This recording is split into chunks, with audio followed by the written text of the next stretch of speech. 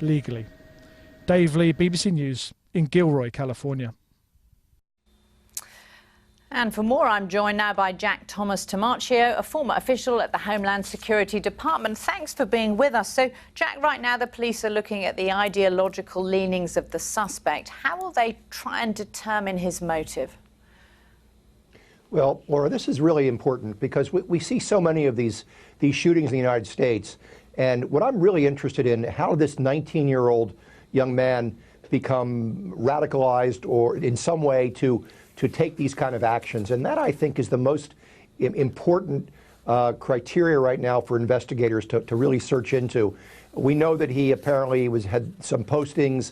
He spoke about a book called Might is Right, which was written in the 1890s by somebody named Raglan Redbeard. This is not on anybody's top 10 summer reading list, obviously.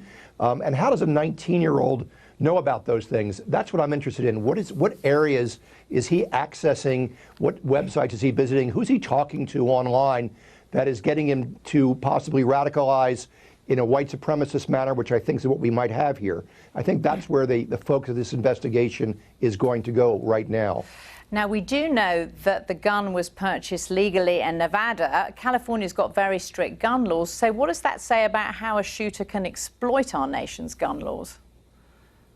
Well, again, there's another hole that we have to find out.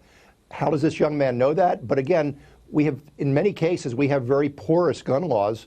And what you see in this situation is an individual who can simply leave the one state with the most draconian gun laws, drive across the border in Nevada and pick up an assault rifle, like an AK-47 type of weapon. I think this is another area that probably calls for federal legislation to try and put a dike in these kind of loopholes, because we're going to see other people doing it. We're going to see copycats. I never knew I could do that, so I'm going to drive to another state and now buy a gun I couldn't buy in my home state. Got to take care of these problems. Well, the organisers at this festival did have metal detectors. They had bag checks. They were anticipating trying to stop problems. Could they really have done anything more? I think they did what was probably prudent and reasonable under the circumstances. What we have here is this individual kind of creepy crawled his way into the festival by going, I think he cut across a stream bed, and he went along the perimeter and found an area where there was nobody around, and he snuck in. And again, if you have a determined attacker, you will find certainly it's difficult to stop those individuals, as we see in this case here.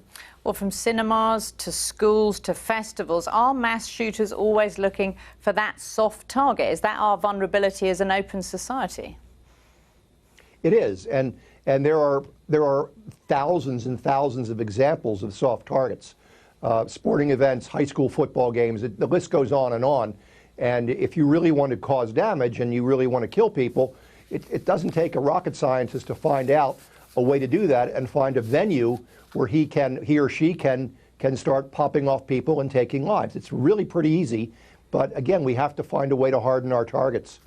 Jack Tomarchio, thank you so much for joining us. Thank you, Laura.